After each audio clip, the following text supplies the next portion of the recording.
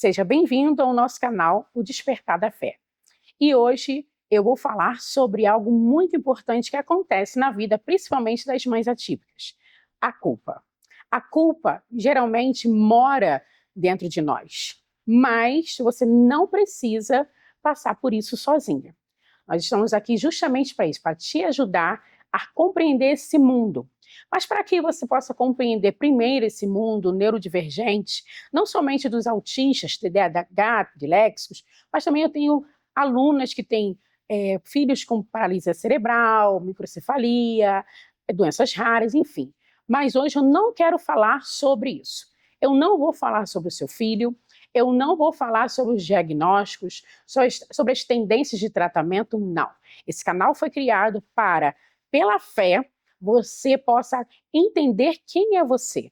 Quem é você além de mãe, de esposa, de dona de casa, de empresária? Quem é você além de pai, além de empresário, além de o sacerdote do lar? Então, hoje nós vamos falar diretamente sobre algo muito importante, que poucas pessoas falam, que é sobre autoestima. Então, fique ligado que vai ser incrível esse programa. Vamos começar falando, estou aqui com o meu esboço, né? E eu quero falar sobre essa questão da culpa. Ninguém erra, tem um texto que eu falo sempre, que ninguém erra de propósito. Se foi de propósito, não seria um erro, seria uma escolha. E você nunca escolheu errar. Então, errar não quer dizer que você está falhando. Errar é justamente para você entender o que você errou, para você poder mudar a sua rota. Sim. Bom, existem inúmeros fatos de que a mãe é atípica, o pai é atípico. Mas vamos falar um pouquinho da mãe, né? Afinal, a mãe ela pega, vamos dizer, a maior parte. Infelizmente, 85% dos casais se separam nos 5 primeiros anos do diagnóstico do seu filho. Então, infelizmente, acontece que a responsabilidade, a maternidade solo, fica à mercê da mãe. E isso não é comum, não somente, vamos dizer assim, não somente para a mãe que é de crianças neurodivergentes, mas também eu acredito de modo geral. Hoje mesmo eu estava na academia e tive o prazer de conversar com uma mãe solo de mais de 50 anos, com 3 filhas adolescentes. Então, isso também não é somente para a área neurodivergente, eu acredito que seja uma forma geral. Mas eu quero focar primeiramente em você, mãe, e depois nós vamos falar sobre o pai, que o pai é a questão da autoconfiança, diferente da mãe, que é a autoestima. O que seria a autoestima? É o resgate da identidade. Quem sou eu, além de tantos rótulos que nós nos colocamos, não é mesmo? Seja como empresária, como mãe, como dona de casa, como outros afins. Quem é você? Além de você me responder, não, Rosa, filha amada de Deus. Tá, e quem é você? Continue. Quais são os seus defeitos, suas qualidades, o que você gosta, o que você não gosta, o que te irrita, o que você não irrita, não é mesmo? Você já parou para pensar sobre isso?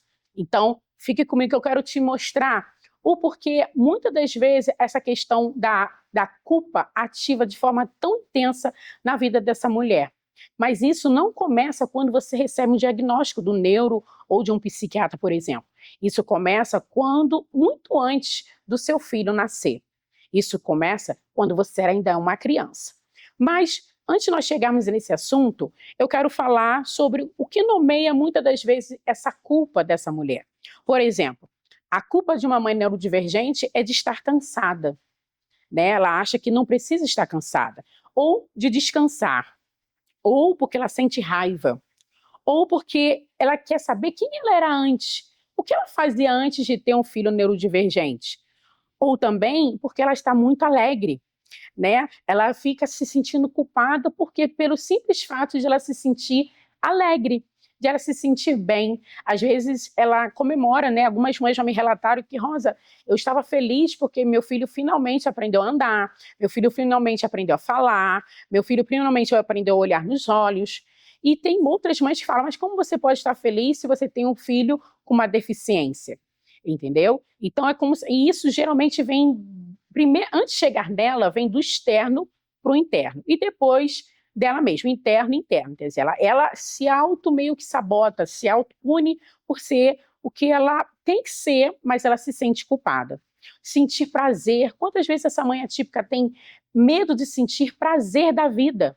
Mesmo, sabe, porque quando você recebe um diagnóstico, minha linda, você tem que virar a chave. Isso leva tempo, por isso tem processos como o luto, a aceitação, e aí que chega o momento de você virar essa chavinha e falar, ok, não posso mudar o destino do meu filho, mas eu posso melhorar a qualidade de vida, mas para isso eu tenho que estar bem. Outra questão de se cuidar, de se amar, de ir para um salão, de fazer uma unha, a mulher se abandona de forma assim, catastrófica mesmo.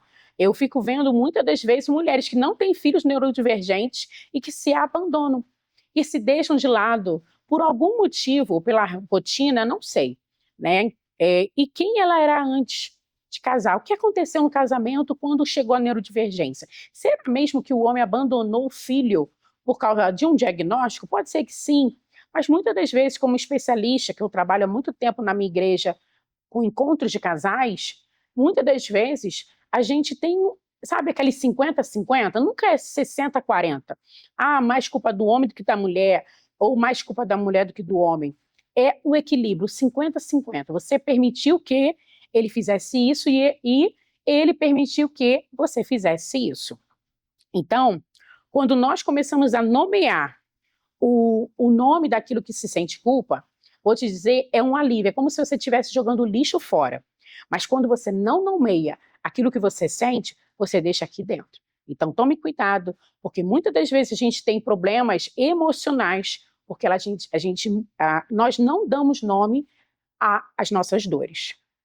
Outra coisa que eu quero falar também é que o motivo desse programa acontecer, o Despertar da Fé, é que não tem como falar de neurociência, psicanálise ou qualquer outro assunto da parte científica sem falar da fé. Eu digo sempre que antes de acontecer qualquer coisa que você tenha lido, né, livros muito bons que eu já li, que eu admiro, mas antes de tudo isso acontecer, tem a Bíblia. A palavra de Deus, a palavra milenar, ela é tão autêntica quanto qualquer outro livro que está aí nas livrarias, nas bancas, na internet. Então, eu sempre digo para as minhas alunas, está até no meu contrato, que não tem como falar sobre a parte que eu estou terminando, a parte da psicanálise, né, que falta esse ano, se Deus quiser, eu termino, mas eu tenho uma vasta experiência, mais de 10 anos trabalhando com casais, mulheres, e não tem como tirar a Bíblia disso.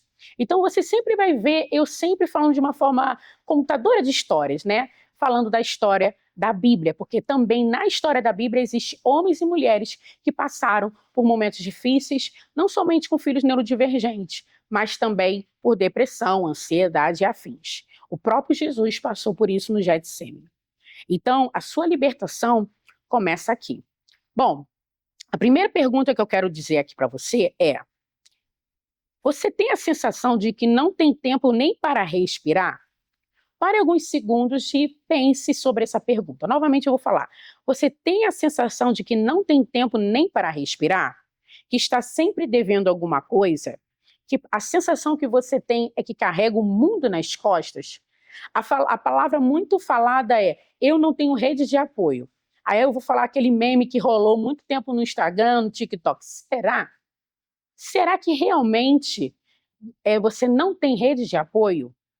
Rede de apoio não é aquela pessoa que fica dentro na casa com você, porque tem muitos relacionamentos do casamento, que a pessoa está casado, mas aquele homem nunca fez nada, sempre apresentou sinais, e não vai ser que um filho neurodivergente nasceu que ele vai mudar. Então, eu tive uma vez que nas minhas redes sociais eu fui questionada sobre isso. Muito fácil, marido. Mas eu conheço muitas pessoas dentro do meu meio, né, eclesiástico, da igreja, e fora da igreja, que são homens não participativos, mas também tem o outro lado, que é os homens participativos. É por isso que eu sempre falo com toda a propriedade.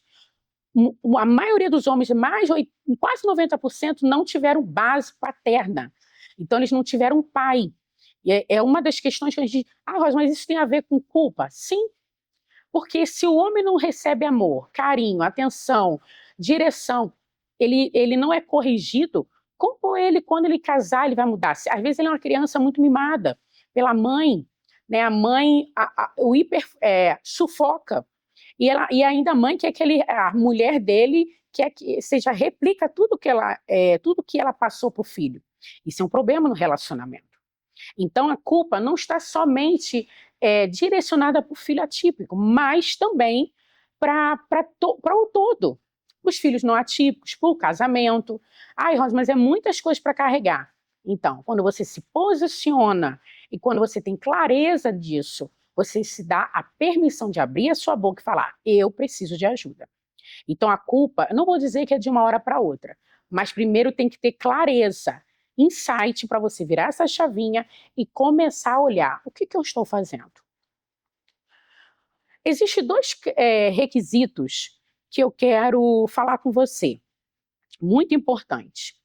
A culpa saudável e a culpa que aprisiona, sim.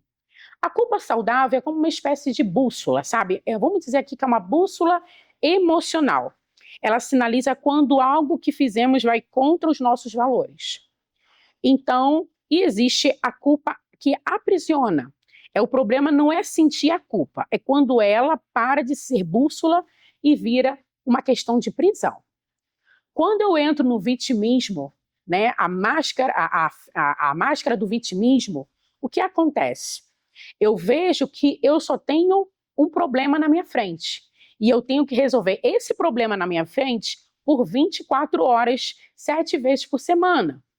Sim, e aí isso vira uma prisão, porque o corpo não é sustentado sem ter uma boa noite de sono, sem comer de forma saudável, não é sustentável. E por isso que muitas das vezes as mulheres acabam tendo problemas muito sérios. Então, a pergunta que eu quero dizer, além daquelas que eu mencionei anteriormente, quem cuida de quem cuida?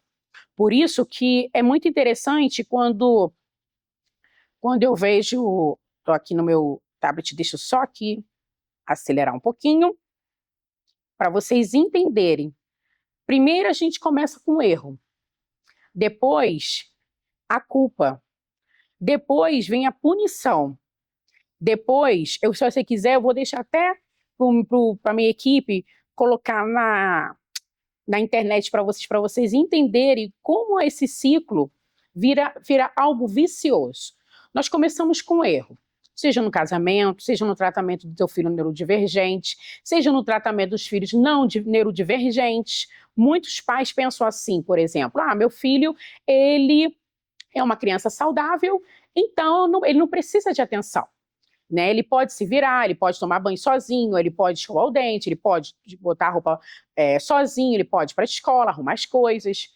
Então, aos poucos, aqueles pais deixam o filho que não tem a neurodivergência de lado. E isso já cria um problema neurodivergente.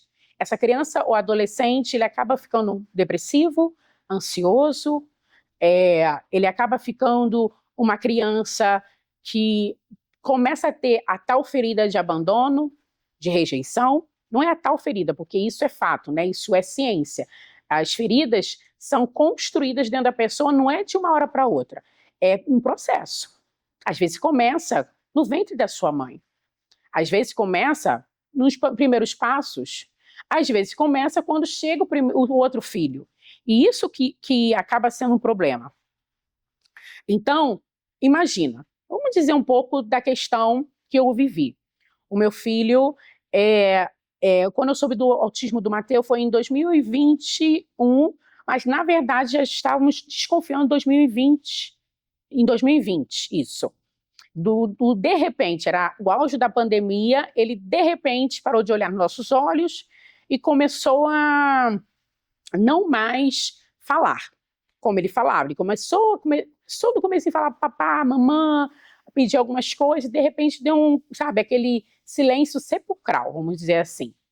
Então, nós começamos a investigar, investimos em profissionais, e aconteceu um seguinte erro, e eu vou falar da questão do meu filho, que tem a parte da neurodivergência, um TDAH, mas não tão complexo como o autismo tipo 2 não verbal, que teria que ter suporte. Esse erro foi o quê? O Célio Marcos, na época ele tinha uns 12, 13 anos, então ele vai dar conta, ele sabe se vestir, ele sabe tomar banho, ele sabe comer, ele sabe esquentar uma comida. E dali eu comecei o quê? A sentir culpa, porque eu não sabia lidar com aquela situação, porque eu tinha acabado, era um momento que a minha sogra estava, era quase final do ano, um mês depois de tudo isso, minha sogra infartou, acabou indo embora, falecendo. Então, administrar toda aquela questão do Matheus foi muito difícil. E isso me causou muita culpa. E eu comecei a entrar numa autopunição. E olha que eu ainda não era nem, vamos dizer assim, curada pela questão da dependência emocional. Então tinha um outro porém aí. A raiva, o sentimento de raiva, de rejeição, tudo isso aflorou. Mas eu não sabia porque eu ainda não estava estudando sobre isso. Eu entendia, mas não sabia a profundidade que isso podia causar na vida do meu marido, do meu filho, de todos que me cercavam. Então aquilo dali me causou um erro, porque eu deixei o Célio Marco de lado, depois veio uma culpa, entendeu? Depois eu comecei a me autopunir, depois eu comecei a entender que eu não tinha merecimento de ter filhos, porque na minha cabeça eu achava que eu só tinha filhos com problema, né? Já passamos tanta coisa com o Célio Marcos, nessa época tínhamos, o Célio Marcos já fazia uns 7 anos de tratamento, com remédios, com terapias, aí vem outra criança que ia, no caso, nos dá, não é trabalho, né? Não é essa palavra, mas acabar nos dando muito mais desafios do que um TDAH, e eu volto a dizer, mãe atípica, não negligencia a sua dor. Se você tem um filho dislexo, um filho TDAH, um filho com TOD, não meu Deus do céu, espera aí, não fica negligenciando a sua dor, porque quando a gente começa a comparar com o outro, a gente coloca a nossa dor embaixo do tapete. Eu sempre falo isso para as minhas alunas. Depois do não merecimento, vem a autossabotagem. Eu comecei a comer demais, eu comecei a consumir muito álcool, e olha, eu já estava na igreja. Por quê? Porque era o meu momento de fuga, era o momento que eu sentia que o mundo estava contra mim.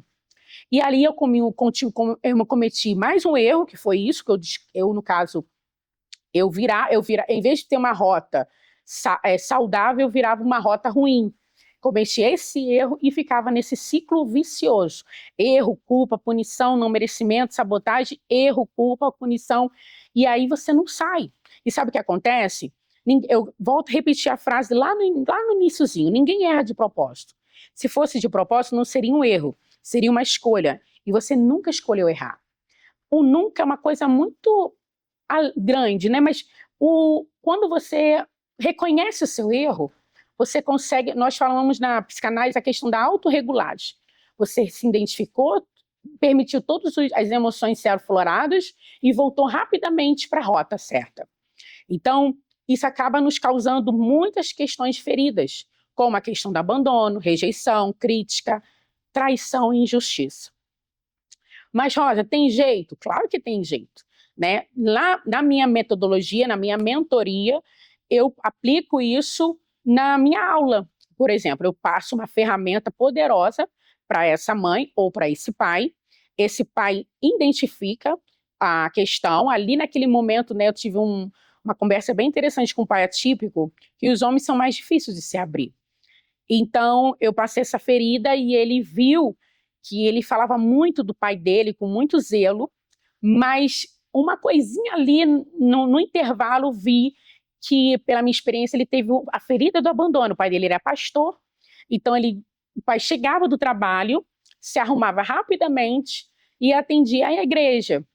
Mas na hora de atender a família, ele deixava de lado. Então aí fica aquela guerra, né? A guerra da razão e a guerra da emoção. Só que, infelizmente, nós, homens principalmente, né, as mulheres também, mas o homem é mais racional, ele prefere jogar para o racional. Não, meu pai precisava atender, era um chamado, mas ele não tem dificuldade de jogar para o emocional. Mas, poxa, eu senti falta desse pai. Eu senti falta de ele me elogiar minhas notas, eu senti falta de olhar para mim, eu senti falta quando eu sofri bullying, porque muitas das crianças acabam entrando numa roda de depressão, ansiedade. Eu falo porque o Célio Marcos passou por isso. Depressão, ansiedade, angústia, por causa da ferida do abandono e da rejeição. Mais do abandono, entendeu? Mas, Rosa, o pai está presente, você volta para casa. Tá, mas o abandono não quer dizer o físico, quer dizer a questão interpessoal de sentar, conversar, trocar, e muitas das vezes o pai erra. Ele acha que está acertando, mas o que adianta, né? Eu vou falar da nova versão da Rosa de hoje. O que adianta ganhar um monte de gente na igreja e perder a sua própria família, não é mesmo? Então, por isso que eu explico a questão da culpa é muito profundo. E muitas das vezes, como esse aluno não tinha a noção disso, eu falei para ele eu falei assim, menos razão e mais emoção. Ali se permitiu e entendeu. Eu falei, não estou falando do seu pai, não estou falando para você culpá-lo, mas estou falando para você entender que ferida é essa. E ele entendeu e a gente ressignificou para ir para a próxima fase. Então, voltando aqui nessa questão da culpa, há uma ferida emocional que foi construída, nesse caso foi quando ele era criança, e eu vou falar vou falar nessa questão desse aluno, para a gente não se perder, e vou voltar na questão do meu filho Célio Marcos. Ele reconheceu, olha que eu falei aqui, olha que eu não estava nem com o esboço aberto. Depois ele aprendeu, ele se auto-perdoou, não chegou e ligou para o pai, falei, não é para você ter BO com seu pai, é para você começar a treinar seu cérebro daquilo que ele estava registrando e estava levando aquilo como verdade. Ele fez um movimento que ele falou, Rosa, não vou fazer isso com meus filhos, e entendeu? E ele fez um novo começo da vida dele. É isso que é muito legal desse meu trabalho. Você está vendo que é muito além do que um diagnóstico, e muitas das vezes nós negligenciamos o nosso passado. Então, para quê? Para essa ferida não vai voltar? Pode voltar, mas não vai voltar com a mesma intensidade e força. Gente, já indo para o final, nós temos, dentro da nossa metodologia, a gente faz uma espécie de reprogramação emocional. É quando você traz um novo significado. Aquilo que eu não posso arrancar, eu posso trazer um novo significado para a sua vida. E nesse caso a gente não vai fazer aqui, porque é uma coisa muito séria, e eu gosto de fazer sempre presencialmente, ou então, quando eu vou fazer online, eu sempre falo se ele está perto de alguém, pega o telefone do seu cônjuge, ou outra pessoa que está próxima dessa pessoa. Porque a gente acaba ativando coisas que estão lá no escuro. Mas o que eu quero finalizar é o que eu vou deixar uma passagem bíblica, dizendo que em Salmos, que é a passagem bíblica do nosso canal, Despertar da Fé, que diz o seguinte, o Salmo 126, na nova versão internacional. Salmo 126, versículo 4, 5 e 6 diz o seguinte, Senhor, restaura-nos como as correntes no Neguebe. Aqueles que semeiam com lágrimas colherão com cânticos de alegria. Aquele que sai chorando, enquanto lança semente, voltará com cantos de alegria, trazendo seus feixes. Isso quer dizer o seguinte, que enquanto você chorar, você pode chorar. Chorar é uma autorização que você está dando para o seu corpo, para a sua alma e para o seu espírito. Não é sofrimento. É como se você jogasse toda aquela dor, que é uma dor insuportável quando você recebe do médico, da questão, vou falar do nosso campo neurodivergente. E outra questão que eu quero finalizar, que eu ia prometer para vocês, que eu ia falar do Célio Marcos. Quando eu soube, como eu entendi a ferida emocional do meu filho, que era rejeição barra abandono, eu reconheci isso, eu cheguei perto dele, vou seguir aqui o parâmetro aqui que está, para não perder. Eu reconheci, eu sentei com ele, e olha que foi um momento bem caótico para reconhecer isso.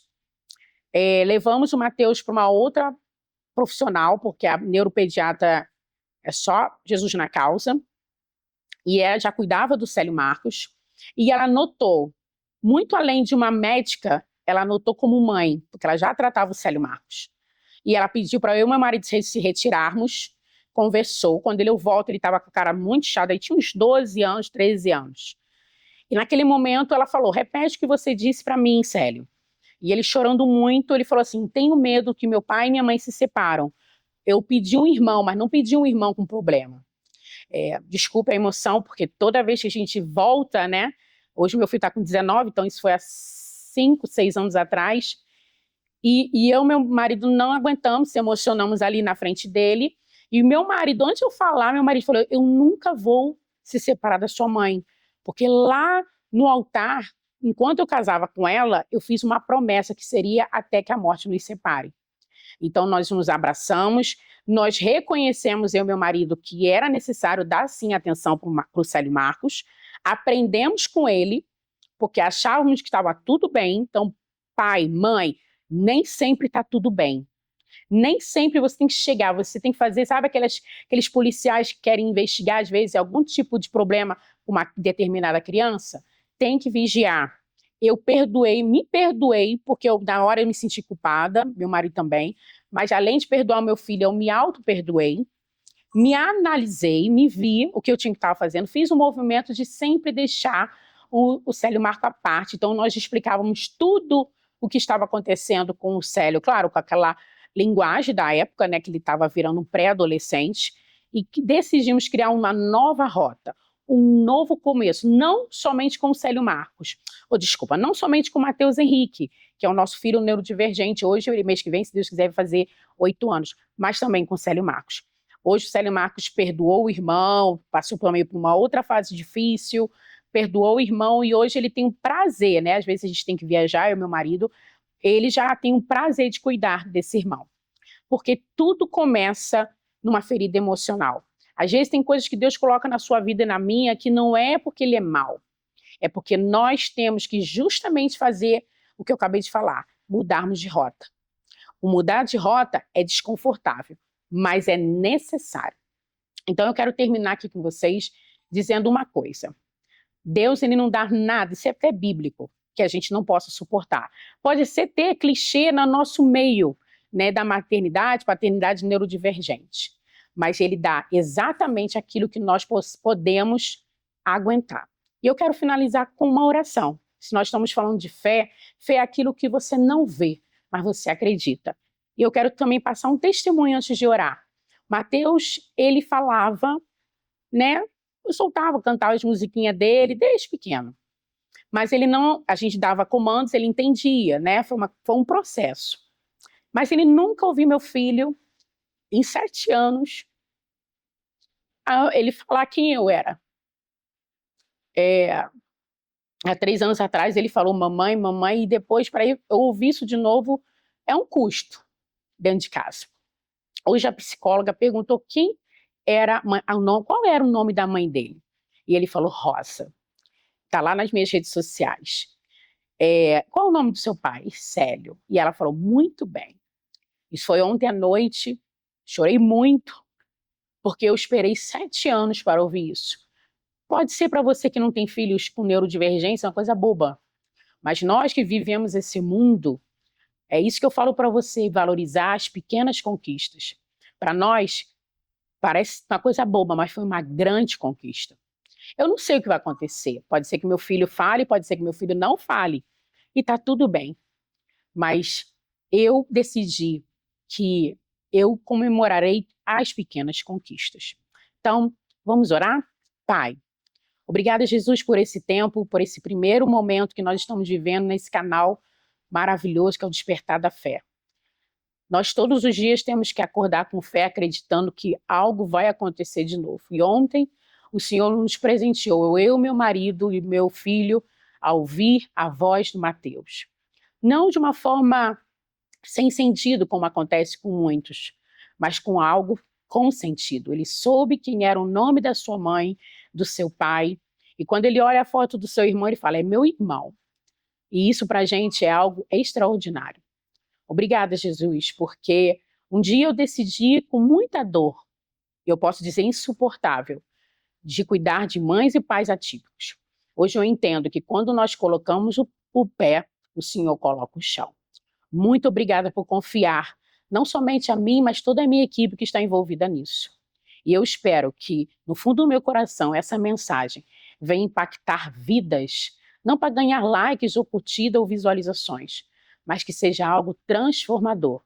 Porque, como diz uma psicanalista que eu admiro muito, Andréa Belmonte, eu sou só um burrinho, mas quem tem que dar o show é o Senhor, o seu Filho Jesus Cristo. Muito obrigada, Pai. Em nome de Jesus eu quero agradecer por esse primeiro episódio. Amém. Então, bora agir e até o próximo episódio.